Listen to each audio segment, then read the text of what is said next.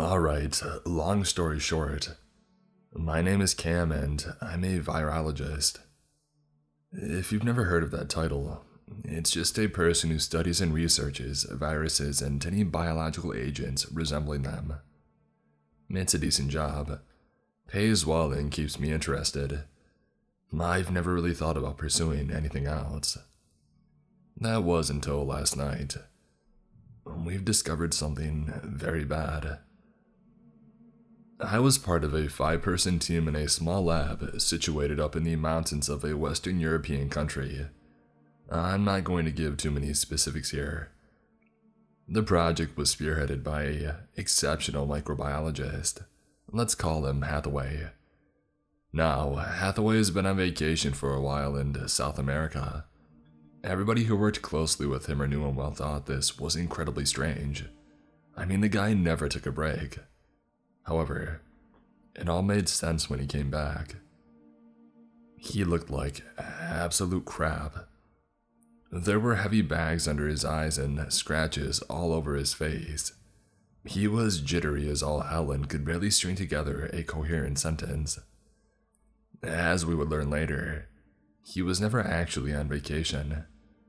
I guess you could say that it was more like a business trip of sorts. Apparently, he had been in contact with a colleague of his based in Chile. He had been informing Hathaway about some peculiar events occurring in a small village near the coast, something to do with a potential unknown disease. These specifics remained a mystery to us at the time. All Hathaway said was that it was worth looking into. What worried a lot of us were the cuts on his face and forearms. When asked about it, he simply claimed that he had fallen down a few times while hiking. Without knowing what else to believe, we just bought it. And besides, the prospect of studying a new virus was incredibly intriguing. This might have been something big. We got to work right away. As the 5 of us, me, Hathaway, Jake, Beth, and Colin, congregated in the main lab.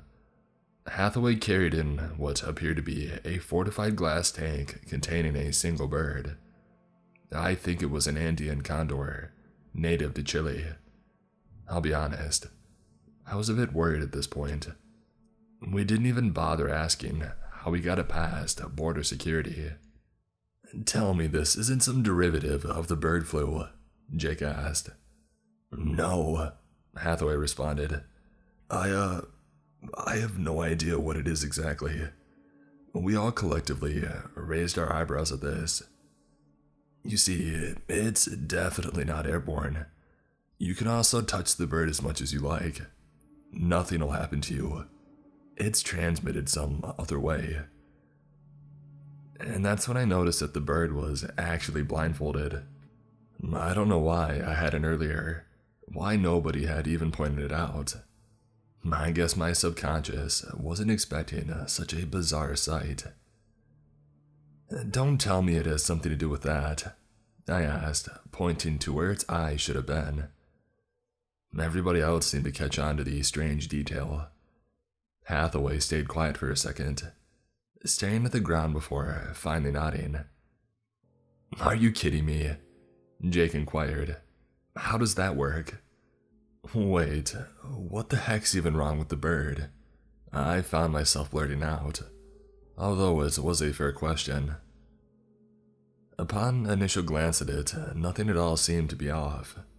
The only somewhat strange thing was that it hadn't moved much. Hathaway sighed. "Not at first, right?" He dug around in his bag and pulled out another, smaller tank. It was filled with beetles. "We'll do a demonstration here." He walked over to the bird tank and dumped all of the beetles in. Jesus Christ. I heard someone mutter from behind me. Once Hathaway was finished, he turned back to us. His expression at the time was dead serious, in the gravest tone that I had ever heard come from him. He spoke to us. "I'm about to take the blindfold off the bird. Whatever you do, don't look at it. In fact, just leave the room. I'll tell you when you can come back." I think that we all hesitated for just a second when he said that. What the heck was going on? Eventually, we all just did as we were told. We stood out in the hall in absolute silence for maybe about 3 minutes. At that time, I couldn't quite understand why it took so long for him to take a dang blindfold off. But then the noises started. I can't even find a way to describe them. They couldn't have come from a bird, that's for sure. Or at least, they shouldn't have. If anything, it was like a screech, except extremely deep and guttural, and also somehow discombobulated. A few seconds later, we heard Hathaway screaming expletives. It sounded like he was in pain. We stood there frozen, not knowing at all what to do. Eventually, we were called back in. Hesitantly, I went first. As soon as I stepped in there, I saw Hathaway disinfecting his hand, which was now cut open. As he started wrapping it up, I turned my attention to the bird. It looked the same as it was before. The only difference was that it was covered in beetle guts, and so were the glass walls of the tank. After we had all settled down from the initial shock, Hathaway tried to explain what just happened. "Here's what I think, somehow. The virus is transferred upon direct eye contact with an infected specimen." "What the heck?" Jake interjected. No, screw that. It makes absolutely no sense." "You think I don't know that?" Hathaway interrupted back. "Just listen, alright? Anyways, there aren't any immediate indications when something's been infected. They'll act exactly the same as they were before. At least at first. It's hard to pinpoint exactly when they start changing. I'd say maybe 3 hours tops. But once they do, you notice. The best thing you can do is blindfold them. That way you can't get infected, and the subject loses all of its symptoms. Well, I suppose that the best thing to do is to actually blind them, but I had to demonstrate first. Now, we just have to figure out what the heck's actually going on." After that brief and albeit somewhat unsatisfying explanation, we went to work. But everything only kept getting stranger. After we had blinded and killed the bird, Hathaway instructed us to start dissecting the brain. At first, we were tentative. After witnessing what had just happened, we were as scared as hell of contracting whatever the heck it was that the bird had. Besides, we weren't even trained surgeons. However, Hathaway insisted that the only way this virus could be transmitted was by eye contact. As strange as this all was, we just went along with it. His reasoning for dissecting the brain first was that he had made the assumption that this virus must be affecting the host on a mainly psychological basis. As it turns out, he was right. "It's a parasite?" Beth asked, looking mortified. Hathaway shook his head, looking incredibly confused. "No, it shouldn't be. The bird's been alive for weeks after infection. I see no signs of physical deterioration, no nutrient deficiencies, none of that." We were all absolutely baffled at this point. What kind of virus is large enough to be visible? We just stared at it, not knowing what to do. And then out of nowhere, the brain started bulging outwards. Hathaway's face dropped. "It must know that the host is dead. It's trying to come out." Thinking quickly, I went and grabbed a nearby beaker. I managed to trap the thing just as it burrowed its way out. I really didn't know what to expect at that point, but it didn't stop me from being completely surprised at the appearance of the thing. It looked absolutely alien. It nearly resembled a bacteriophage, except for the fact that it seemed to have tiny suction cups covering it. The head also appeared to be partially mechanical, with tubes protruding out and connecting to the legs. It was about the size of a black widow spider. I heard a cacophony of screams ring throughout the room, while Hathaway shouted at me not to let it out.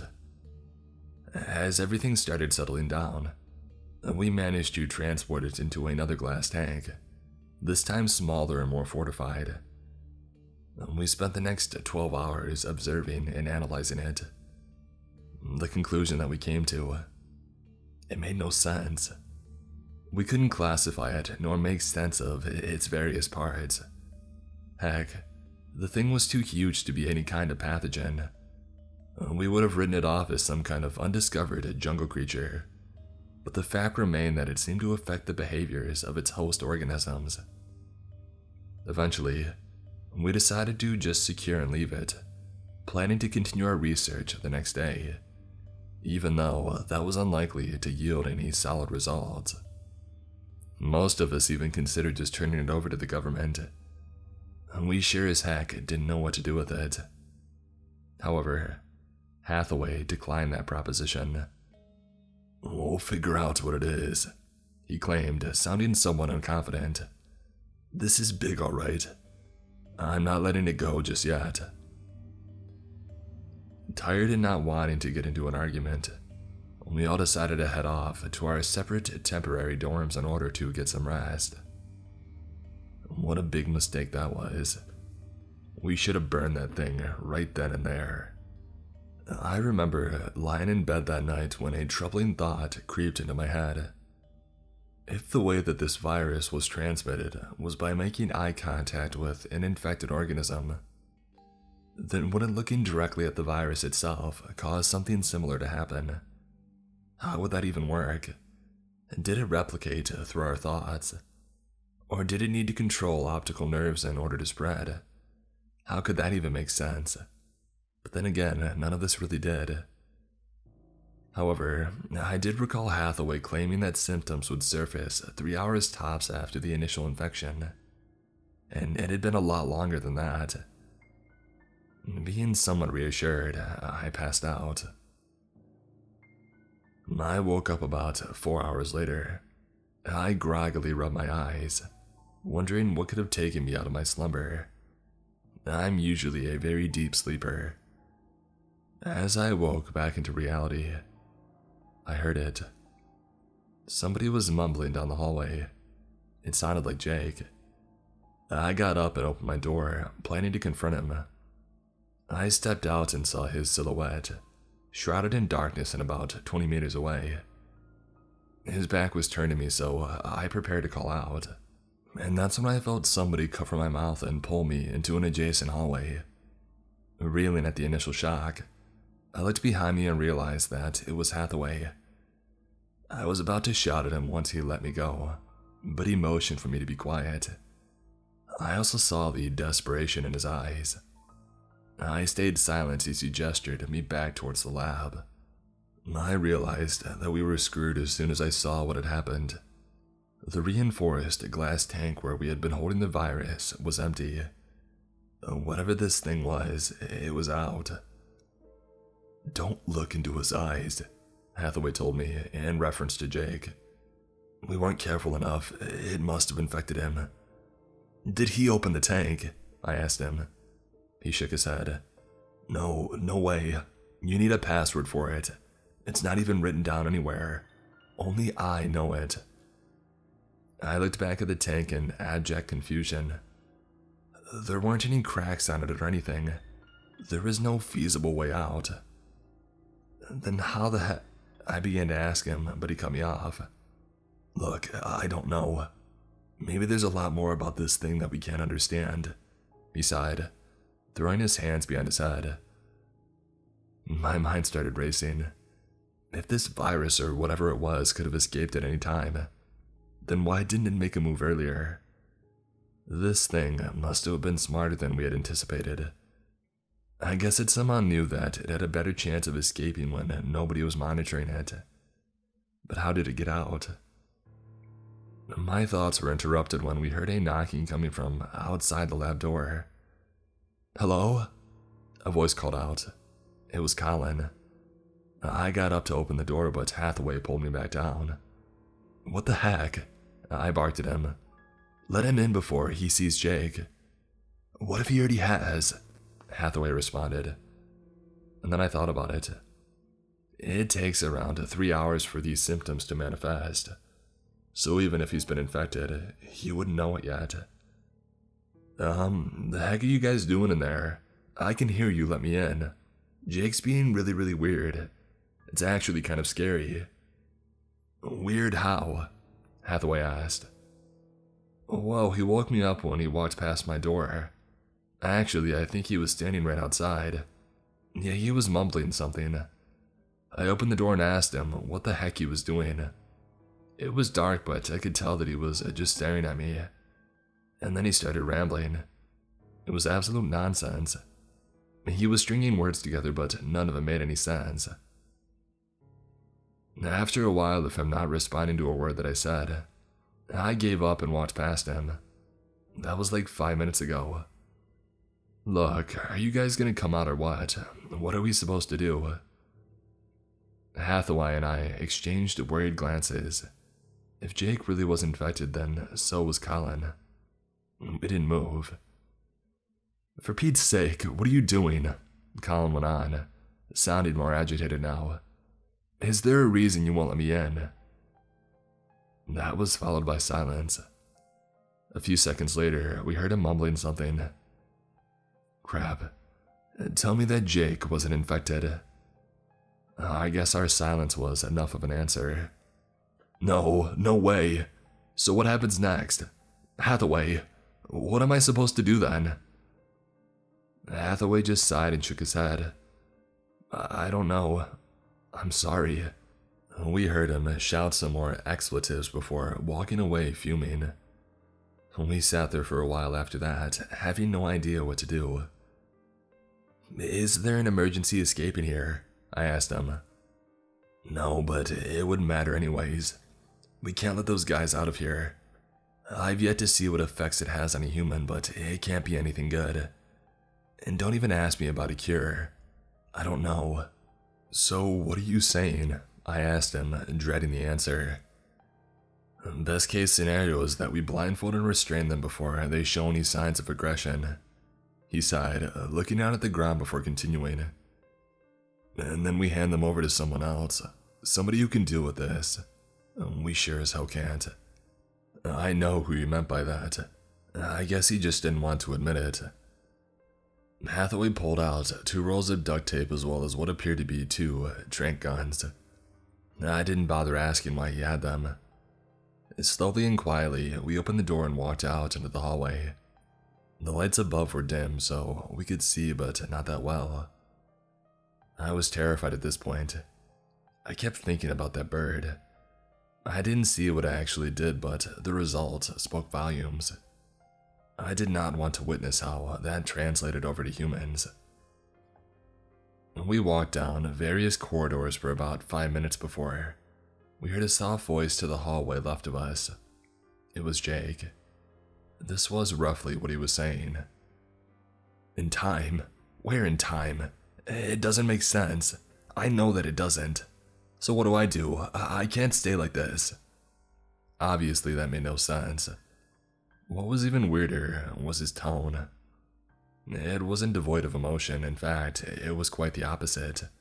He sounded genuinely confused and afraid. Barely making any sound, Hathaway peeked past the corner, his vision aimed at the floor, presumably trying to avoid eye contact. However, as soon as he did this, he screamed and jumped backwards. I asked him what he had seen, but he wouldn't turn to face me. A second later, I found out why. I saw him. I saw his face. When I peered over, he was lying on the floor, staring right at me. No! I stumbled backwards, horrified at this sudden revelation. "Don't worry," he told me. "I'll take care of Jake, and then I'll take care of myself. Just go find Colin and be more careful than I was." Without needing further conviction, I turned and ran the other way. As I did, I heard the sounds of a struggle and Hathaway screaming out in pain behind me. There was also laughter for some reason. Hysterical, deranged laughter. It sounded nothing like Jake. I ran across corridors, making sure to only look to the walls, so that I could just see in front of me from my peripherals. I nearly jumped out of my skin when I heard somebody call out from behind me. It was Beth this time. I had nearly forgotten about her in all the panic. However, I wasn't taking any risks. I raised the tranq pistol towards her in general direction. "What's going on?" she asked, sounding terrified. I responded curtly and directly. "Have you looked into anybody's eyes since we left the lab?" She let out a near whimper. No, why? Oh God, don't tell me." "Yeah, it's out," I told her, still aiming the weapon at her. "Well, I haven't made eye contact with Colin, alright?" Now, I suppose that most people would have let up in this situation. She obviously wasn't infected, right? But there was something wrong with what she just said. Why did she mention Colin specifically? Why didn't she just say that she hadn't made eye contact with anybody? And in addition to that, something about her tone was off. It was like a bad actor trying to deliver a line. I didn't know how to react, so I just froze there. Eventually, Beth started speaking again. "Is that a tranq gun? Because that won't do anything." Before I could even react, she lunged at me. I closed my eyes as I felt her nails dig into my skin, and then into my face. She was trying to forcefully pry open my eyes. Luckily, I had 90 pounds on her, so I managed to throw her off me. This whole time that she was attacking me, she was letting out some kind of extremely deep, throaty chuckle, as opposed to Jake's boisterous, hysterical one. Beth got back up in an instant and lunged at me again. This time, I managed to put her into a chokehold. However, she wouldn't go unconscious. I must have held her there for about 3 minutes, but her relentless scratching eventually made it a task too difficult. I pushed her away and started running. As I bolted out of there, I could hear her coming after me, still letting out that disturbing chuckle. The weirdest part was that I could almost hear her palms hitting the floor. Was she crawling? I didn't try and find out. I ducked into an adjacent lab and locked the door behind me. I heard her clawing at it from outside, so I just lied down on the floor for a while in order to catch my breath. God, she was still laughing. What the heck was going on? Wait a minute, I thought. That laughing was too loud. It sounded like it was coming from in the room. Hesitantly, I checked the door. I nearly had a heart attack at what I saw. She was halfway through the door, but it was still closed. I could see her arms and face poking through the metal. Safe to say, I left immediately. Thankfully, there were 2 doors in the room, so I ran out into the adjacent hallway. I just wanted to get out of there. I started running frantically, trying to search for an exit or a window or anything. At that point, I was quite disoriented. I couldn't place where I was in the building. I still remembered to stay cautious, however. My heart nearly leapt out of my chest when I saw an illuminated exit sign. I followed it and was finally led to the door that I entered through. However, Hathaway was blocking the entrance. He was hunched over, covering his eyes with his hands, and they were dripping blood. "You know, I just feel weird right now. Not like myself, you know," I heard him mutter out. I tried thinking about it. Had it been 3 hours since our encounter with Jake? Surely it hadn't been. I guess he eventually heard me because he shifted himself towards my direction. "Cam, is that you?" He spoke in a soft but somewhat threatening tone. "I don't know what happened. I tried killing Jake, but he just wouldn't die. I think it's coming now. I feel weird. What's happening to me? Can you tell me, Cam?" Right after he said that, a loud roar emanated from some corridor behind me. It was followed by what sounded like rapid crawling towards our direction. "Oh, don't worry about me, Cam. I always make it." Hathaway kept going. "I always make it. I won't make it." He then fell to his knees, sobbing hysterically. I took the chance and I bolted out the front door. As soon as I got out, I grabbed a bundle of nearby sticks then jammed the entrance. I'm pretty sure that it won't last long, but it was the best that I could do. I got into my car and sped down the mountain trail, back out onto the highway. I got home about 30 minutes ago and I have no idea what to do. Should I call the police? Are they even going to listen to me? What about the FBI? Surely that's the best option here. I'll probably end up doing that soon. That virus cannot spread more than it already has. God, when I saw Beth's face coming through the metal door, I don't think I can ever forget that. And her eyes, they look like something straight out of hell. Her pupils were replaced by what looked like this dark, purple vortex. It was all so messed up. Wait, I made eye contact with her, didn't I? No.